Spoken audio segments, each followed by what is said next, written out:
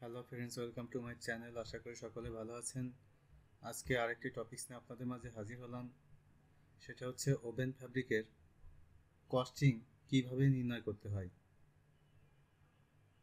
আমরা সবাই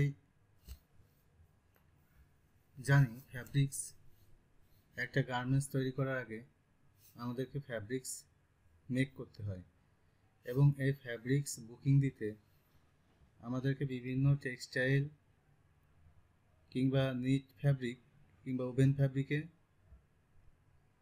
যোগাযোগ করে কাপড় বানাতে হয়।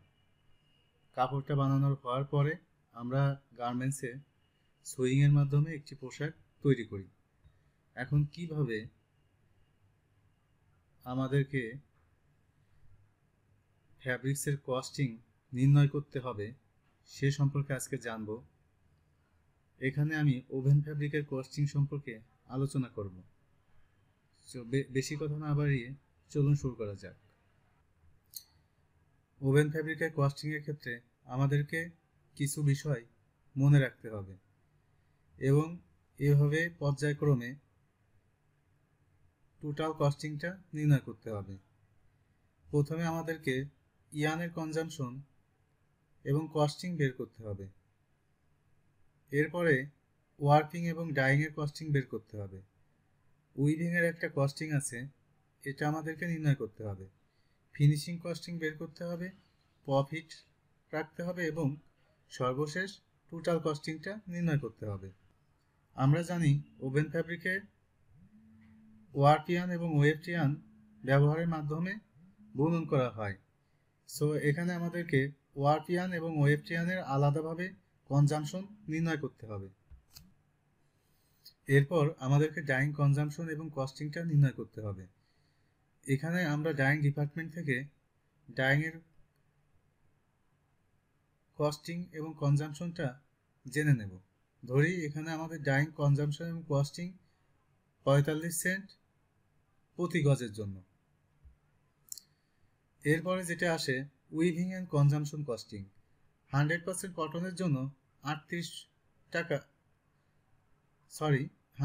কটনের জন্য 0.38 টাকা পার পিক, 100% লিনেনের জন্য 0.55 টাকা পার পিক, কটন এবং লিনেনের জন্য 0.45 টাকা পার পিক। আমরা এখানে ফ্যাক্টরির উইভিং থেকে উইভিং চার্জটা প্রতি গজে কতটুকু হয় এটা জেনে নেব। এরপরে ফিনিশিং কনজাম্পশন এবং কস্টিং জেনে নিব। নর্মাল আমরা জানি ফিনিশিং বিভিন্ন প্রকার হয়ে থাকে, এটা বায়ারের ডিমান্ড অনুযায়ী হয়ে থাকে। সো ফ্যাক্টরি পলিসি অনুযায়ী বিভিন্ন জায়গায় ফিনিশিংয়ের বিভিন্ন প্রাইস হতে পারে। এখানে আমরা এক্সাম্পল অনুযায়ী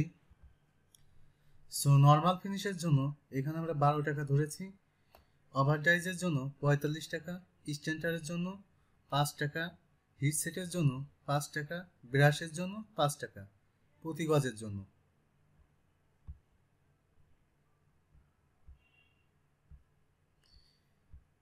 এরপর কোম্পানির একটা প্রফিট অ্যাড, যেটা কোম্পানি পলিসি অনুযায়ী হয়ে থাকে। এখানে আমরা এক্সাম্পল অনুযায়ী 7 থেকে 10% প্রফিট অ্যাড ধরব। So total fabric making cost দাঁড়াবে yarn cost plus working plus dyeing cost plus weaving cost plus finishing cost plus profit percentage. এটা সবগুলা একসাথে যোগ করলে আমরা ফ্যাব্রিক মেকিং কস্টটা পেয়ে যাব।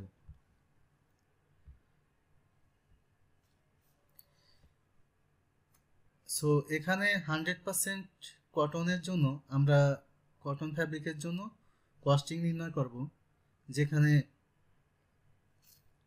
কনস্ট্রাকশন দেয়া আছে, রিড স্পেস দেয়া আছে।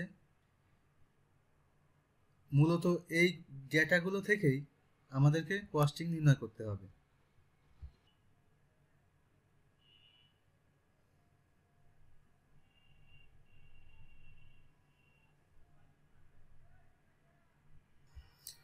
চলুন এখন আমরা ক্যালকুলেশন করি। প্রথমে ইয়ানের কনজাম্পশন নির্ণয় করব। এখানে ওয়ার্ফ ইয়ানের কনজাম্পশন বের করব। ওয়ার্ফ ইয়ানের কনজাম্পশনের ফর্মুলা হচ্ছে টোটাল এন্স ভাগ 840 into 2.2046 into count into order quantity plus wastage percentage. অবশ্যই প্রতিটা কাউন্টের ক্ষেত্রে কিছু ওয়েস্টেজ থাকে, প্রসেস লস থাকে, এগুলাকেই ওয়েস্টেজ বলা হয়।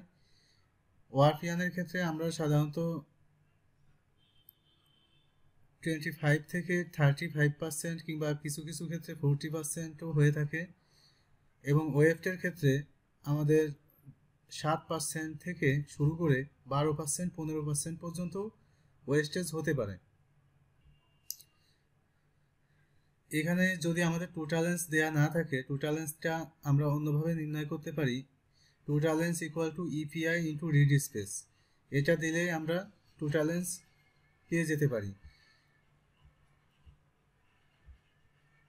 এখানে দেখুন আমাদের টোটালেন্স দেয়া আছে 8820 টোটালেন্স। যদি 8820 টোটালেন্স দেয়া না থাকতো তাহলে আমরা grey EPI into reed space দিলেই এখানে টোটালেন্স পেয়ে যেতাম। সো ফর্মুলা অনুযায়ী এখানে আমাদের টোটালেন্স 8820 ডিভাইডেড বাই 840 ইন্টু 2.2046 ইন্টু এখানে কাউন্ট আমাদের দেয়া আছে, দেখুন কাউন্ট ওয়ার্ফের কাউন্ট দেয়া আছে 30 সিসি। সো এখানে কাউন্ট 30 সিসি দিয়ে গুণ করব, ইন্টু এখানে প্রতি গজের জন্য আমরা বের করব।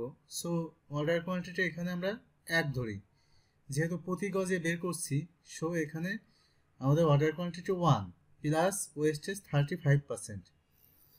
যদি এটাকে ক্যালকুলেট করি তাহলে 0.2143 কেজি পার ইয়ার্সে চলে আসবে। যদি ইয়ানের প্রাইস সিসির ক্ষেত্রে প্রতি কেজি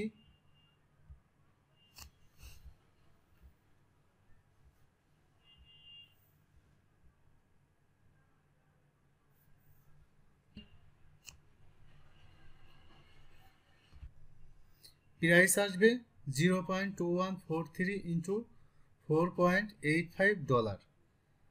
সো প্রতি কেজি ওয়ারপিয়ানের জন্য কস্ট হবে $1.04 পার ইয়ার্স, $1.04 পার ইয়ার্স। এটা আমরা ওয়ারপের ইয়ান কস্টিংটা বের করলাম। এবার থাকলো ওয়েফটের ইয়ান, ওয়েফট ইয়ানের কস্টিংটা বের করব। ওয়েফট ইয়ান কনজাম্পশনের ফর্মুলা হচ্ছে reed space into finish pick ভাগ 840 into 2.2046 into count into order quantity plus wastage percentage. এখানে রিড স্পেস 8820 এবং ফিনিশ পিক হচ্ছে 70। সো ফর্মুলা অনুযায়ী আমরা এখানে যদি এখানে রিড স্পেস হচ্ছে 74.74 এবং ফিনিশ পিক হচ্ছে 70। সো ফর্মুলা অনুযায়ী যদি আমরা এখানে বসাই reed space 74.74 into finish pick 70 ভাগ 840 ইন্টু 2.2046 ইন্টু এখানে ওয়েফটের কাউন্ট আমরা দেখছি 30 সিসি। সো এখানে ওয়েফটের কাউন্ট হবে 30 ইন্টু অর্ডার কোয়ান্টিটি 1 গজের জন্য যেহেতু আমরা কনজাম্পশন করব, so order quantity 1 plus wastage percentage আমরা এখানে 12% ধরেছি। এখানে ক্যালকুলেট করলে আসে 0.105 কেজি প্রতি গজের জন্য। ইয়ান প্রাইস যদি $4.85 হয় তাহলে ওয়েফট ইয়ান প্রাইস হবে 0.105 ইন্টু 4.85 ইকুয়াল টু $0.509 প্রতি গজের জন্য। তাহলে টোটাল ইয়ান কস্ট আসে $1.55 প্রতি গজের জন্য। ডাইং কস্ট যদি 0.45 হয়, উইভিং কস্ট যদি প্রতি পিকের জন্য 0.33 হয় এবং ফিনিশিং কস্ট যদি 0.16 হয়, টোটাল কস্ট হবে $2.49 এবং 7% অ্যাড করলে 7%-এ 0.17 যদি অ্যাড করি তাহলে টোটাল কস্ট আসবে এখানে 1.55 yarn price plus weaving price plus finish price plus profit যদি যোগ করি তাহলে আসে $2.66।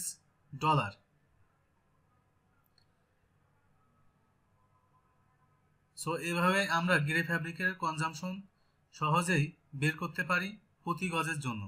ভিডিওটি ভালো লাগলে অবশ্যই চ্যানেলটিতে সাবস্ক্রাইব করে রাখবেন এবং কমেন্টে জানাবেন।